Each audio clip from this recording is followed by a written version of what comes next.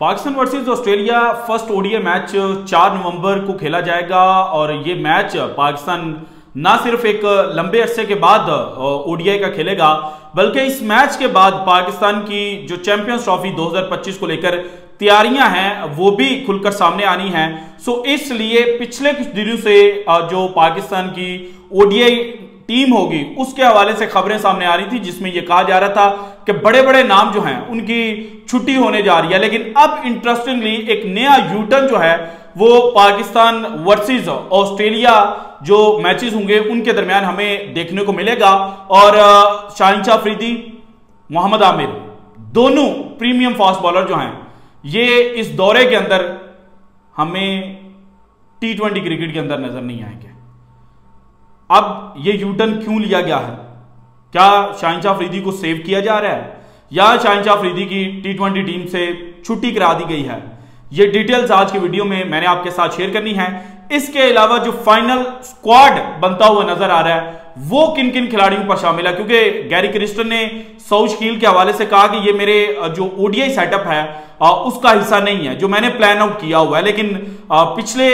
दिन जो Jason Gillespie हैं उनका एक इंटरव्यू बहुत ज्यादा वायरल हुआ और इस इंटरव्यू के अंदर कहा कि जो चीज इनिशियली मेरे साथ कम्युनिकेट की गई थी, यानी कि जिस काम के लिए मुझे लाया गया था, अब वो मैं काम नहीं कर रहा। अब मैं सिर्फ मैच डे का जो स्ट्रेटेजिस्ट है उसके तौर पर काम कर रहा हूं। तो क्या गैरी क्रिस्टन जिन्होंने पाकिस्तान क्रिकेट बोर्ड को यह मैसेज कन्वे किया था कि साउथ कील मेरी प्लानिंग का हिस्सा नहीं है, तो उनको बोल दिया गया है कि भाईजान आप सिर्फ और सिर्फ मैच डे स्ट्रेटेजिस्ट जो है उसके तौर पर काम करेंगे और बाकी जितनी भी प्लानिंग है कि कौन लड़का इन होगा कौन लड़का आउट होगा ये हमने डिसाइड करना है, इसके ऊपर भी बात करनी है। देन मोहम्मद रिजवान की जो कप्तानी है वो एक बहुत बड़ा सवाल है और मोहम्मद रिजवान की कुछ डिमांड थी। अब जो नई अपडेट सामने आई है उसके मुताबिक मोहम्मद रिजवान जो है वो 50% राजी हो चुके हैं, लेकिन अभी भी 50% जो है वो मोहम्मद रिजवान अथॉरिटी चाहते हैं। वो 50% क्या है इसके ऊपर भी बात करेंगे। सो सबसे पहले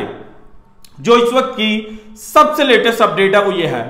कि शान मसूद की जो टेस्ट टीम की कप्तानी है वो बच गई है, क्योंकि जब पाकिस्तान बांग्लादेश से हारा उस वक्त भी ये आवाजें उठी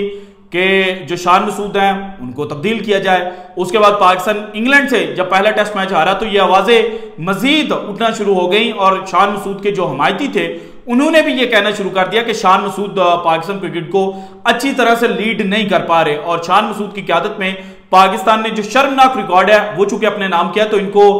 टेस्ट टीम की कप्तानी से भी हटाया जाए और टीम से भी इनको निकाला जाए। लेकिन पिछले 2 टेस्ट मैचेस के अंदर जिस तरह से पाकिस्तान क्रिकेट टीम खेली है, यानी कि जो सेकंड टेस्ट मैच है वो तो पाकिस्तान जीत गया था और जो थर्ड टेस्ट मैच है जो सीरीज का डिसाइडर है ये ऑलमोस्ट पाकिस्तान के खाते में जा चुका है। 70 से 80% जो है वो पाकिस्तान ने मैच को अपनी पॉकेट के अंदर कर लिया है। अगर कोई मौजा नहीं होता तो देन इंग्लिश टीम जो है उसको सीरीज लूज करनी पड़ेगी। सो इसी वजह से अब यह कहा जा रहा है कि शान मसूद को यह क्रेडिट दिया जा रहा है कि आपने मैच डे पर जो खिलाड़ी हैं उनको अच्छा लड़ाया है। सो इसीलिए जो दौरा अफ्रीका होगा वहां पर शान मसूद ही पाकिस्तान की टेस्ट टीम की कप्तानी करते हुए नजर आएंगे। अब जनाब जो ओडीआई और T20 का कप्तान है इसके ऊपर अभी भी डिबेट है। T20 में तो यह कहा जा रहा है कि मोहम्मद रिजवान जो है वो शायद पाकिस्तान को जनाब सिर्फ और सिर्फ ऑस्ट्रेलिया टूर पर ही लीड करें और अगर उन्होंने ऑस्ट्रेलिया टूर पर पाकिस्तान को T20 सीरीज जितवा दी तो देन मजीद उनको एक्सटेंशन जो है वो मिल जाएगी। लेकिन मोहम्मद रिजवान चूंकि हेजिटेट कर रहे हैं और उनका यह मुतालबा था कि अगर मुझे आपने कप्तान बनाना है तो देन मुझे मुकम्मल अथॉरिटी चाहिए। लेकिन अब जो नई खबर सामने आई है उसके मुताबिक मोहम्मद रिजवान ने यह डिमांड रखी है कि चलें ठीक है सिलेक्शन कमेटी जो है वो प्लान आउट करे, वो खिलाड़ियों को भी सिलेक्ट करे, लेकिन कम से कम जो अवे टूर होंगे यानी कि जो पाकिस्तान में नहीं खेले जाएंगे, जहां पर पाकिस्तान की होम कंडीशंस नहीं होंगी, वहां पर कम से कम जो प्लेइंग 11 है वो कप्तान को चूज करने की अथॉरिटी जो है वो दी जाए और इसी सूरत में मैं जो कप्तानी है वो एक्सेप्ट कर लूंगा। फिर राशिद लतीफ के हवाले से ये चीज सामने आई है कि उन्होंने ये बात इंडिकेट की है कि जो आकिब जावेद है उनकी भी मोहम्मद रिजवान से मुलाकात हुई। इसके अलावा गैरी क्रिस्टन जब कनेक्शन कैंप के लिए पाकिस्तान आए हुए थे तो जब वो पाकिस्तान से रवाना हुए तो उनकी जिस खिलाड़ी के साथ मुलाकात हुई वो मोहम्मद रिजवान था और मोहम्मद रिजवान जनाब 80% तक पाकिस्तान का कप्तान माना जा चुका है। सिर्फ 20% पे मोहसिन नकवी साहब से जब उनकी मुलाकात होगी उसके दरमियान चीजें जो हैं वो फाइनल की जाएंगी और मोहम्मद रिजवान अगर सारी जो पीसीबी की डिमांड्स हैं उनको एक्सेप्ट कर गए या फिर मोहम्मद रिजवान की जो डिमांड है उसको पीसीबी एक्सेप्ट करेगा तो देन मोहम्मद रिजवान को नोटिफाई कर दिया जाएगा as Pakistan cricket team captain. और अब जो टीम तश्कील दी जा रही है इसमें शाहिनशाह अफरीदी वो बड़ा नाम है जिसके बारे में कोई सोच भी नहीं सकता था कि T20 क्रिकेट से इसको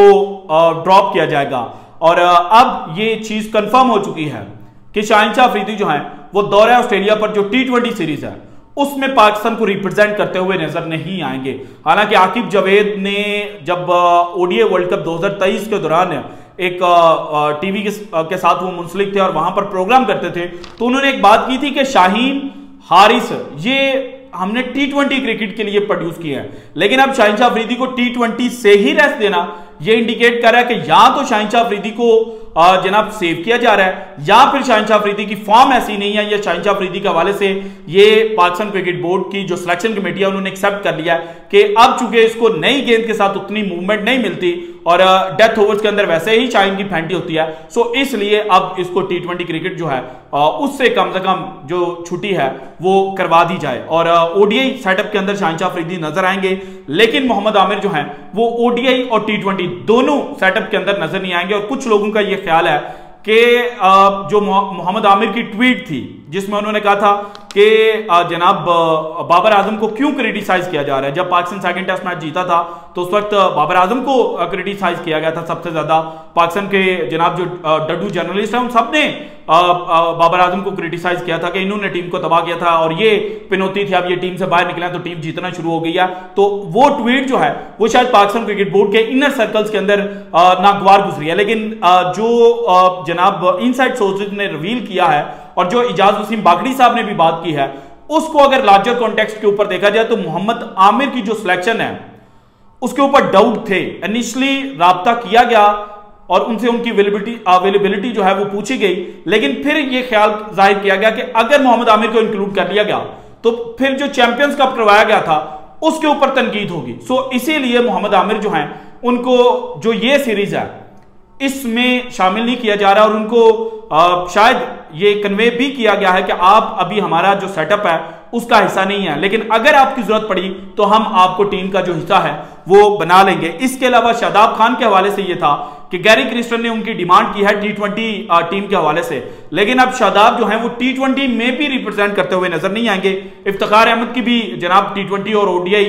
दोनों से छुट्टी हो चुकी है, जबकि बाबर आजम के हवाले से यह बताया जा रहा है कि इनके T20 टीम के अंदर जो चांसेस हैं वो जनाब 60-40 के राउंड है। कुछ लोग सिलेक्शन कमेटी के ये मानते हैं कि पाकिस्तान के पास अभी व्हाइट बॉल फॉर्मेट के अंदर उतने तगड़े लड़के नहीं हैं जो जनाब तेज भी खेल सके और जब ऊपर से विकेट गिरे तो स्टेबिलिटी जो है वो भी प्रोवाइड कर सकें। सो इसीलिए बाबर आजम जो है इनको टीम का हिस्सा बनाया जाए। सो ज्यादा चांसेस ये हैं कि बाबर आजम टीम का हिस्सा बनेंगे, लेकिन सरप्राइज जो है वो भी अगर देखने को मिले तो आपने हैरान नहीं होना। इसके अलावा साउथगेट,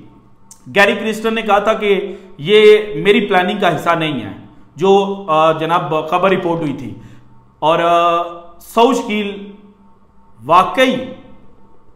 गैरी क्रिस्टन की जो चैंपियंस ट्रॉफी 2025 को लेकर असेसमेंट है और जो उसकी स्ट्रेटजी है उसमें नहीं है। सो इनको अभी दौरे ऑस्ट्रेलिया के ऊपर पाकिस्तान टीम का हिस्सा नहीं बनाया जाएगा, लेकिन साउथगेट चूंकि स्पिनर्स को अच्छा खेलते हैं तो इनको अगर दौरा ऑस्ट्रेलिया पर यह नजर आया कि यह लड़का स्ट्रगल कर रहा है तो उनकी जगह पर अगेन टीम का जो हिस्सा है वो भी बनाया जा सकता है। जबकि इमामुल हक के बारे में भी यह बताया जा रहा है कि अब्दुल्ला शफीक जो हैं उनकी जो फॉर्म है वो चूंकि अच्छी नहीं है तो उनको भी इमाम के साथ रिप्लेस किया जा सकता है और इमाम जो है वो हमें दौरा ऑस्ट्रेलिया पर ओडीआई टीम के अंदर खेलते हुए नजर आ सकते हैं। सो काफी ज्यादा सरप्राइजेस जो हैं वो मिल सकते हैं और आपने इन चीजों के लिए तैयार रहना है, क्योंकि चैंपियंस ट्रॉफी 2025 को जहन में रखते हुए जो प्लानिंग है वो पाकिस्तान क्रिकेट बोर्ड अब कर रहा है और पाकिस्तान क्रिकेट बोर्ड ये चाहता है कि चैंपियंस ट्रॉफी 2025 पाकिस्तान जीते। So this is it from today's episode. अगर आपको वीडियो पसंद है तो लाइक कीजिएगा, ज्यादा से ज्यादा शेयर कीजिएगा, अपनी कीमती राय का इजहार लाजमी कीजिएगा और अगर आपने अब तक चैनल को सब्सक्राइब नहीं किया तो कर दें। शुक्रिया।